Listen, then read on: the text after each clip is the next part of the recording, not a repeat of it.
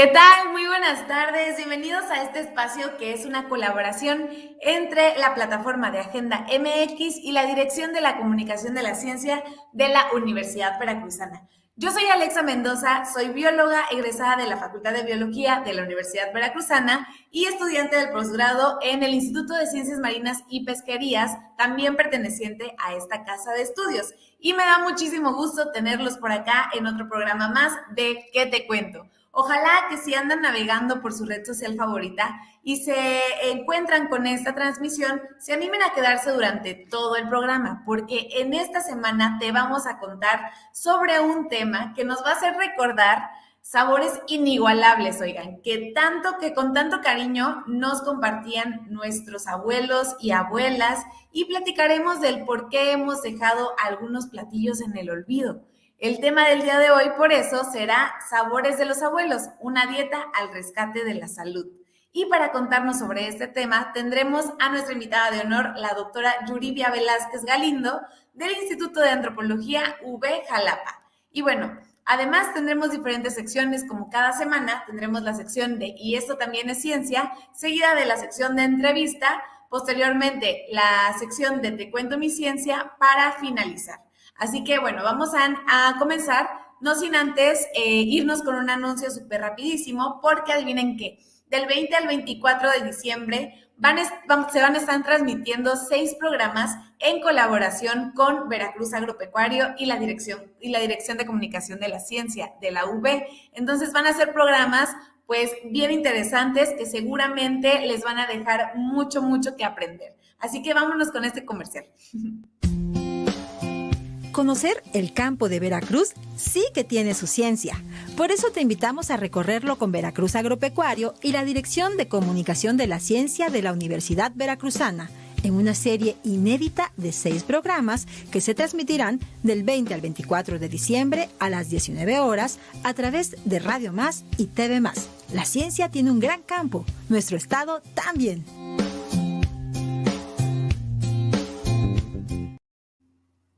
Ojalá que no se pierdan estos 6 programas especiales, porque de verdad que soy testigo de que se realizaron con muchísimo profesionalismo y mucho cariño para todos ustedes. Y bueno, ahora sí vamos a pasar con nuestra sección de Y esto también es ciencia, a cargo de Cintia Sánchez. Vamos con ella.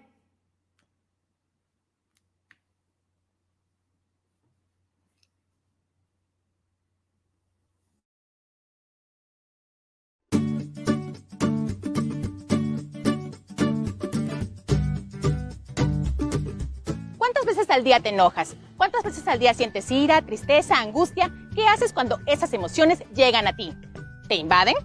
Las emociones tienen mala fama, sin embargo, no son buenas ni malas. Todas ellas son útiles para la sobrevivencia humana. Nos ayudan a mantenernos a salvo y a relacionarnos con los demás. Lo que hace falta es aprender a gestionarlas, es decir, desarrollar inteligencia emocional. La inteligencia emocional es la capacidad para percibir, sentir, expresar, comprender y gestionar las emociones. Es decir, identificar qué emoción siento, por qué la siento y cómo la voy a afrontar. La inteligencia emocional sirve para estar bien con uno mismo y con los que están a nuestro alrededor. La inteligencia emocional no es algo que se adquiere y se tiene para siempre. Son herramientas que se tienen que desarrollar día con día para aprender a conocernos y controlar lo que sentimos. Y esto también es ciencia.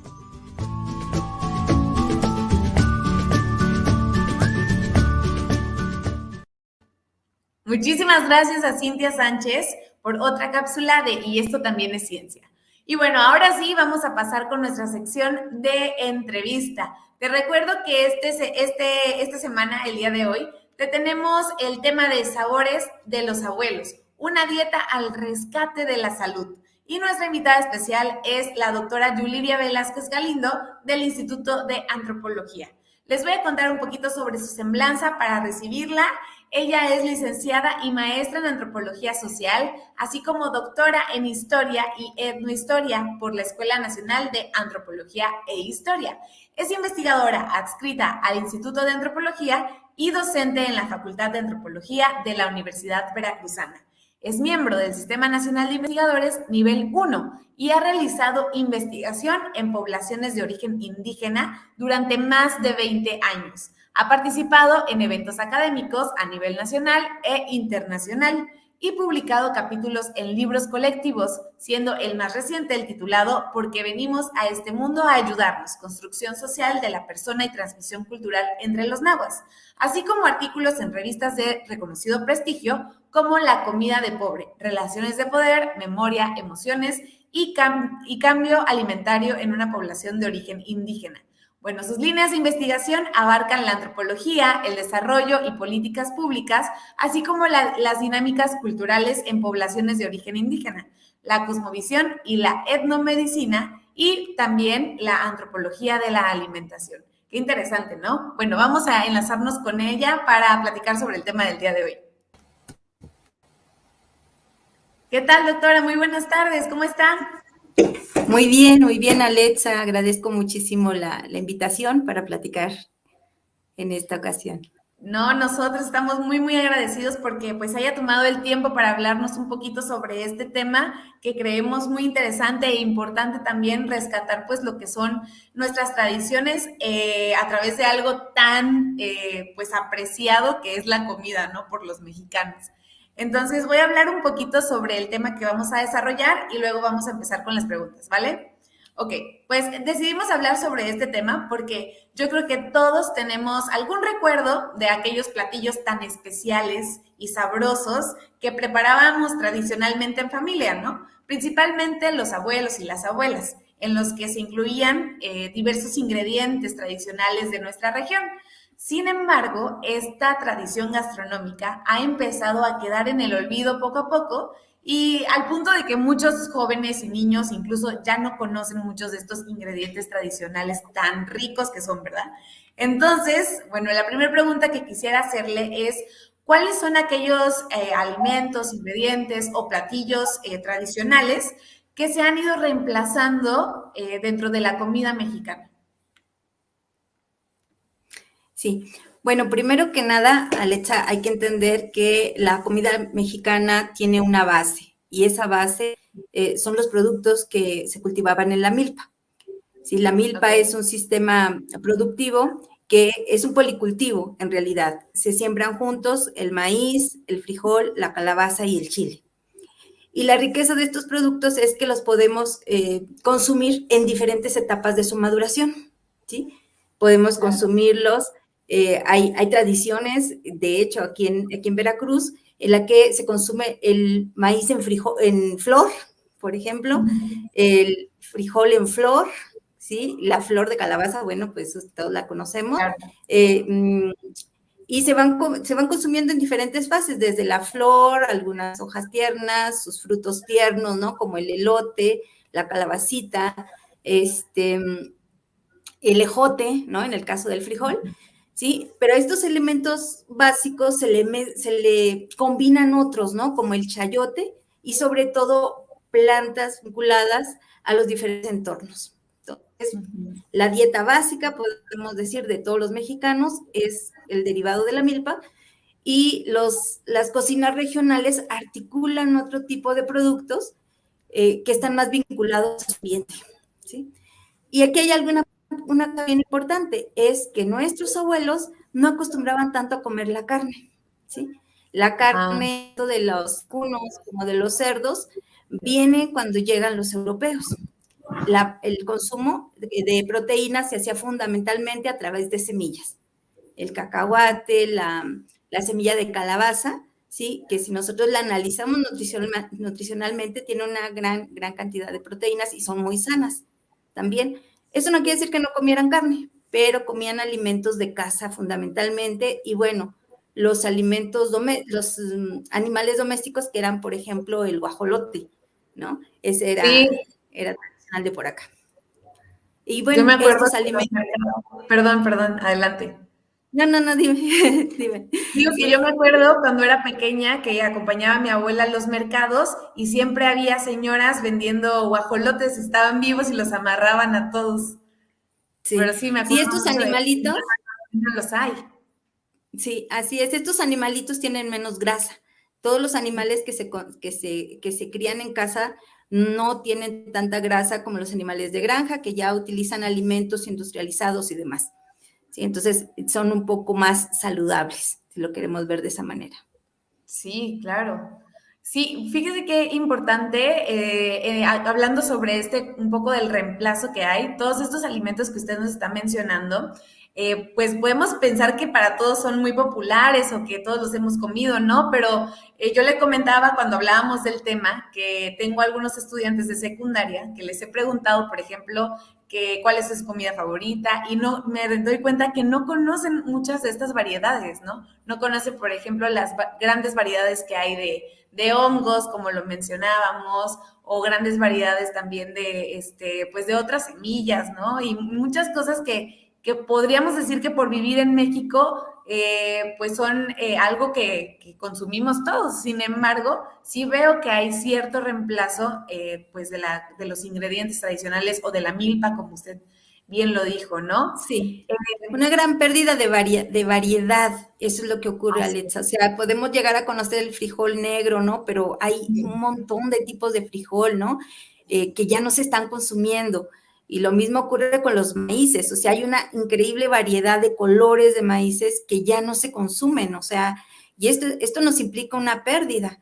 Y las semillas también, ¿no? Estas semillas de las que te hablo, o sea, los pipianes y demás, se comían de diferentes formas, diferentes platillos, en tamales, mezclados con verduras, y esto se está perdiendo. Este es un problema, ¿no? Se están reemplazando muchas veces por estas carnes que a veces no son tan saludables porque están ya cargadas pues de productos químicos, ¿no? Claro, sí. Sí, y pues me sorprende que nos diga este dato de que nuestros abuelos y abuelas, por ejemplo, a lo mejor no, a lo mejor para los más jóvenes, sus abuelos, sus abuelas ya no tenían a lo mejor tan arraigado estas costumbres, pero hablando de los abuelos, a lo mejor los bisabuelos, ¿no? De los más jóvenes o de los abuelos de la generación que ahorita está entre los 50, 60, esas personas sí todavía pues consumían todas estas variedades, ¿no? Y trataban de entregarlas dentro de la comida diaria de la casa, de la familia. Y me sorprende este dato que nos dice de que usualmente se comía en mayor medida verduras, semillas, a la proteína animal, ¿no? Eso, como usted lo menciona, pues supone que entonces nuestros abuelos y abuelas mantenían una salud mucho más equilibrada que la que mantenemos hoy en día, ¿cierto? Sí, así es. Ustedes pueden preguntarle a sus padres, ¿no? Y a sus abuelos actualmente pueden hacer la pregunta, ¿a qué edad murieron los bisabuelos? Y se van a dar cuenta de que la longevidad está presente. Entonces, estamos hablando de alimentos que son muy sanos y que permitieron a estas personas llegar a edades avanzadas y con estados de salud muy impresionantes, ¿no? Esto Así es. a veces ocurre en los pueblos, ¿no? Cuando nosotros los vemos y resulta que el abuelito tiene 97 años y está perfecto, ¿no? Que nosotros. Así es. Doctora, y bueno, hablando sobre este reemplazo, ¿no? ¿Cuáles serían los factores que están influyendo en esta pérdida de la memoria alimentaria? O sea, en este reemplazo, como decimos, de hacer de un lado estos alimentos tradicionales y por qué alimentos a lo mejor estamos sustituyéndolos. Sí, mira, desafortunadamente la propaganda, ¿no? La televisión tiene un papel importante en la sustitución de los alimentos, ¿no? Entonces vemos el anuncio del jamón, ¿no? Pareciera que es más saludable, el pan más saludable que la tortilla, ¿no? Etcétera. Entonces hay una influencia muy fuerte de alimentos que podríamos llamar modernos, que utilizan los medios masivos de comunicación para promocionarse, pero muchas veces son alimentos industrializados que no son tan saludables.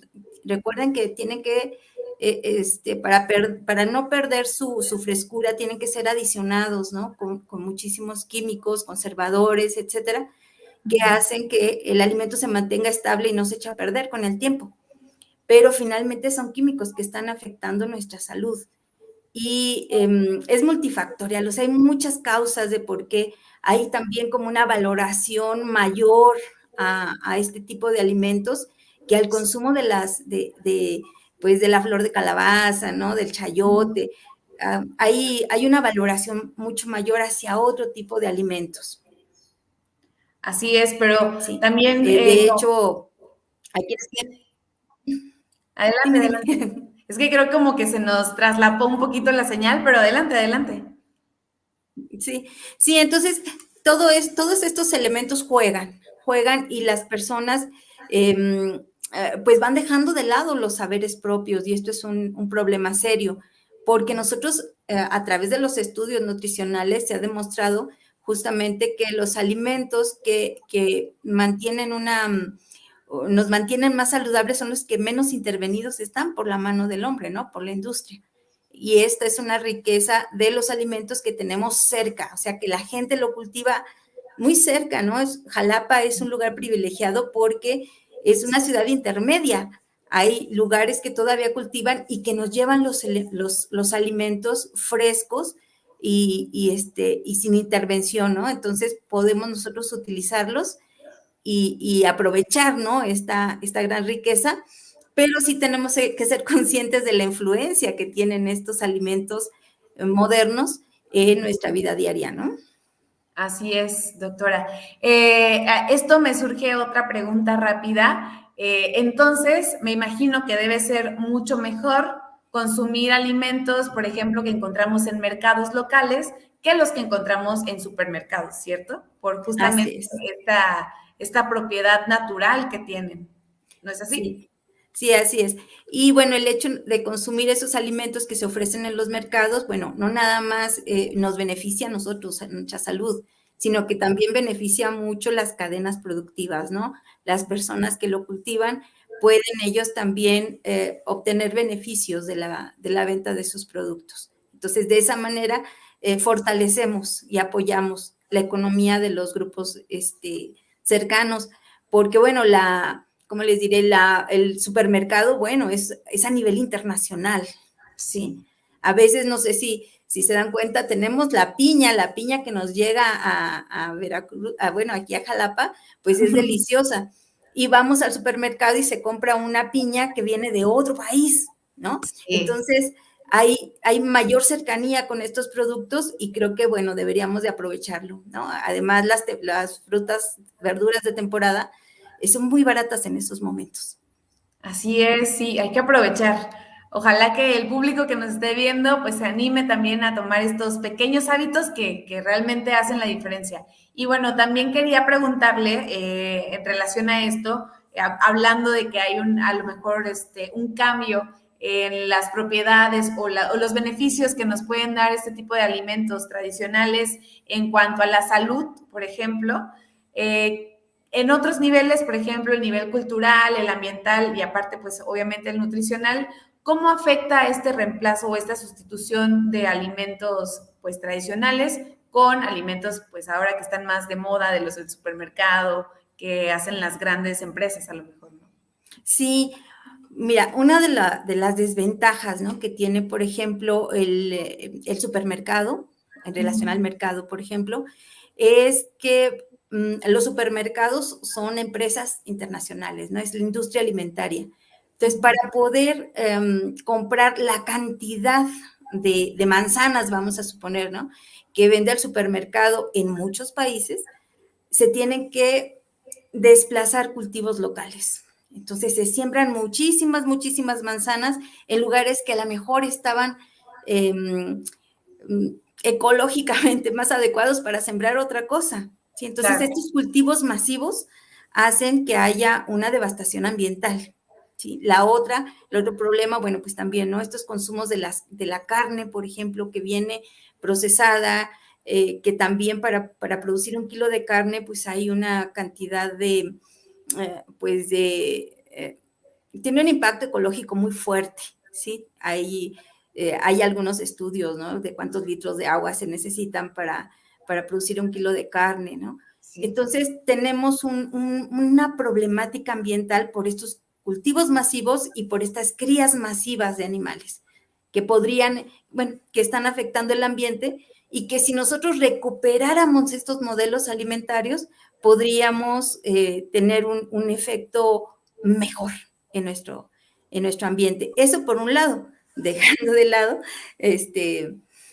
sin dejar de lado más bien, que también tenemos estas propiedades nutritivas más por consumir alimentos frescos.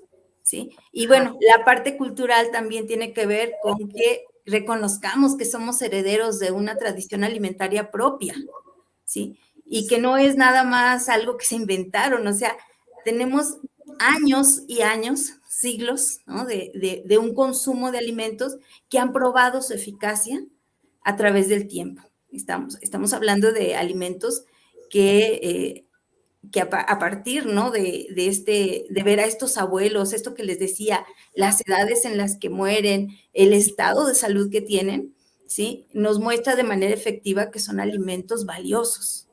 Sí, así es. Doctora, recuerdo que cuando hablábamos sobre este tema, usted me comentaba que dentro de algunos factores que llevaban a esta sustitución, pues obviamente, como lo mencionó, está la parte comercial, ¿no? Los anuncios que todo el tiempo están invitando a que consumamos cierto producto de nuestra preferencia, ¿no?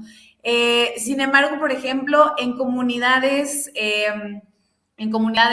más pequeñas, en las que a lo mejor no hay tanto bombardeo de publicidad, también ha habido estos cambios de estructura de los alimentos tradicionales y si es así, ¿cuáles serían las razones? También, o sea, recordemos ahorita que la televisión llega a todos lados, ¿eh? O sea, realmente están hasta allá, pero también hay una desvalorización que no nada más afecta a la gente de comunidad, también las personas urbanas. Hay como una idea, es una idea histórica que se va articulando desde que viene desde la invasión, ¿no? Europea, porque cuando viene la invasión europea hay una valoración superior hacia la comida del conquistador y una valoración pues negativa hacia la cultura local, hacia la cultura alimentaria local. Y esto está derivado justamente pues, de relaciones de poder, finalmente. No tiene mucho que ver con que si la comida es nutritiva o no, sino tiene que ver con la valoración social que se hace de esa alimentación.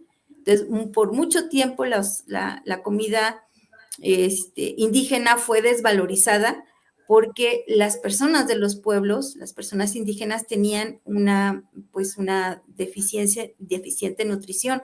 Muchas de ellas estaban desnutridas, pero esta desnutrición no se debía a causas de la alimentación en sí, sino más bien a causas sociales.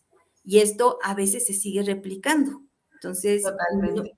sí, desafortunadamente se sigue replicando. Entonces, pero es por carencia del alimento, no por baja calidad del alimento mismo, ¿sí? Entonces, aquí tenemos que ser bien claros y tratar de que en todas nuestras intervenciones fomentemos el consumo de los alimentos locales, siempre, siempre, ¿sí? Porque la política pública nos llevó hacia el consumo, pero de alimentos fortificados, ¿sí? Es decir, vitaminados, en vez de promover el consumo adecuado de los mismos productos regionales.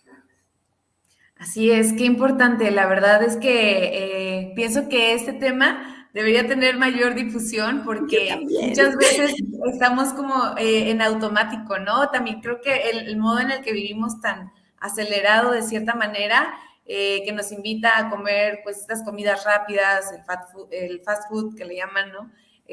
Pues no cuestionamos todas estas cosas que hay detrás que están pues perjudicándonos tanto a nuestra salud como a la salud del ambiente, ¿no? Y al mismo tiempo de nuestra cultura. Entonces, pues qué importante es hablar de esto. Ojalá que quienes nos estén viendo puedan compartir el programa para que esta información llegue a más gente, ¿no?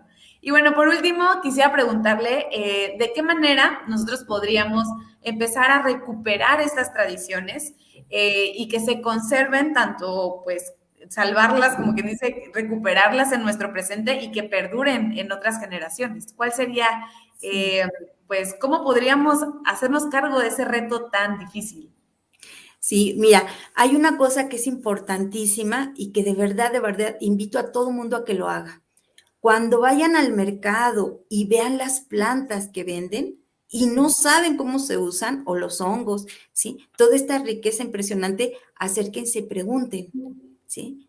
Porque los mercados son semilleros de saberes, ¿sí? Ahí es donde se pueden dar unos intercambios maravillosos. Si ustedes se acercan y le dicen, a ver, ¿y este frijol cómo se come? Este hongo, explíqueme esta flor, ¿cómo es? ¿Por qué la vende? O sea, ellos, estas personas que tienen sus puestecitos, ¿sí? Son unas personas conocedoras de la cultura alimentaria local, ¿sí? Entonces hay que aprovecharlas y preguntar, ponernos en la disposición de aprender. Esa es como que la parte básica. A mí luego me ponía un poco triste porque yo veía y decía, híjole, hacía observación en los mercados y decía, quienes llegan a comprarle estos productos a las marchantas son ancianas. Pero ya los jóvenes no se acercan a preguntar, simplemente dicen, pues no sé, y se van. Entonces, no tienen esa curiosidad de saber, caramba, ¿eso se come? ¿Sí? ¿Y cómo se come, no? ¿Y para qué sirve? Entonces, acercarse. O sea, los saberes están ahí. Falta que nosotros nos acerquemos a ellos y podamos aprovecharlo. Esa es, creo que es la parte. Y preguntar, ¿no? Preguntar, porque luego nuestros padres, nuestros abuelos saben, son herederos de una tradición. Entonces, ahí podemos nosotros aprender muchísimo de estos sabores y de estos saberes, ¿no? De los abuelos. Hay unos tamales increíbles que los invito a todos que los prueben, ¿sí? Prueben esos tamales y aprendan a cocinarlo. O sea, esa es la manera en la que nosotros podemos recuperar nuestra memoria alimentaria.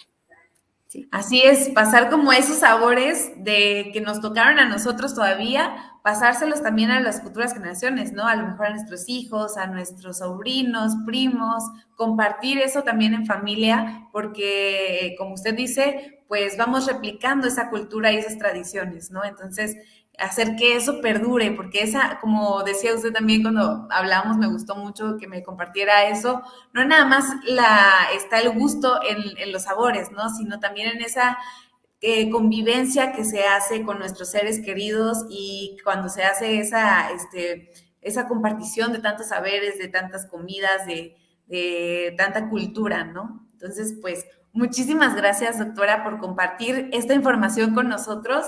La verdad es que felicidades por estar desarrollando esta investigación tan importante y pues ya sabe, aquí tiene su programa de confianza para cuando guste otra vez venir a acompañarnos. Estamos totalmente a su disposición.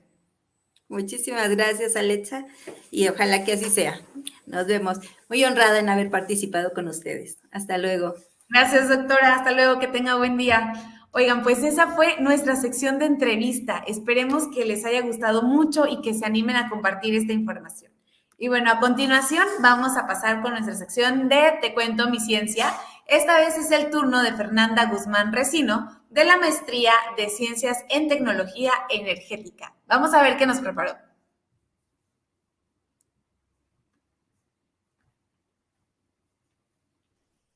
Hola, soy Fernanda, estudiante de la Maestría en Ciencias en Tecnología Energética. ¿Sabías que solamente entre 2009 y 2011 se hallaron más de 1090 sustancias químicas en el río Santiago de Jalisco? En él se encontraron sustancias altamente tóxicas y cancerígenas. ¿Te imaginas cuántos contaminantes hay en otras partes del mundo? Es por eso que la necesidad de materiales altamente porosos va en aumento, y es precisamente en lo que se basa mi proyecto de investigación, en sintetizar un copolímero híbrido poroso mediante una emulsión de Pickering. Este tipo de emulsiones difiere de una emulsión convencional, pues evita el uso de tensoactivos, descartando procesos de lavado del material polimérico final, además de ser muy fácil de sintetizar. El copolímero híbrido es como tipo unicel, conteniendo nanopartículas de sílice. Presenta propiedades extraordinarias, como alta porosidad debido a que posee una estructura bicontinua, resistencia mecánica y sitios impresos de reconocimiento molecular, dando lugar a un material altamente selectivo. Es por ello que puede emplearse para capturar eficientemente moléculas peligrosas, como metales pesados o compuestos fenólicos. Muy bien, muchas gracias a Fernanda, estuvo muy divertido su cápsula. Esperamos que nos sigan llegando muchos videos a la sección de Te cuento mi ciencia por parte de muchos estudiantes que están haciendo una investigación dentro de la Universidad Veracruzana. Y bueno, ahora sí, ha llegado el momento de despedirnos. Esperamos que el programa del día de hoy haya sido de su agrado. Muchas gracias por visualizarnos y les recordamos que, bueno, pueden compartir el programa y también si ustedes son integrantes de la UB, les recordamos que pueden participar en nuestra sección de Te Cuento Mi Ciencia. También los invitamos a que nos puedan proponer nuevos temas para los siguientes programas. A lo mejor si hay un tema que a ustedes les interesa, pero no le terminan de encontrar una explicación, ya saben que nosotros tratamos de traerles a los investigadores más profesionales de la Universidad Veracruzana. Bueno, son todos igual de profesionales, pero algún experto que pueda hablarnos de un tema en específico que ustedes tengan el interés de saber. Y bueno, vamos a estar abiertos a sus propuestas. Y pues también en la sección de Te Cuento Mi Ciencia vamos a tener vamos a tener un pequeño concurso por parte de la Dirección de Comunicación de la Ciencia que se ha estado manteniendo durante todos estos programas. Y bueno, quien se anime a compartirlo más veces va a ser ganador o ganadora de un premio no monetario y tendrá la oportunidad de ser invitado especial en este programa para platicar sobre su tema de investigación. Bueno, eso ha sido todo por hoy. Yo soy Alexa Mendoza. Me dio mucho gusto compartir un rato con ustedes y nos vemos el próximo sábado a las 5 de la tarde en un programa más de ¿Qué te cuento? Hasta luego.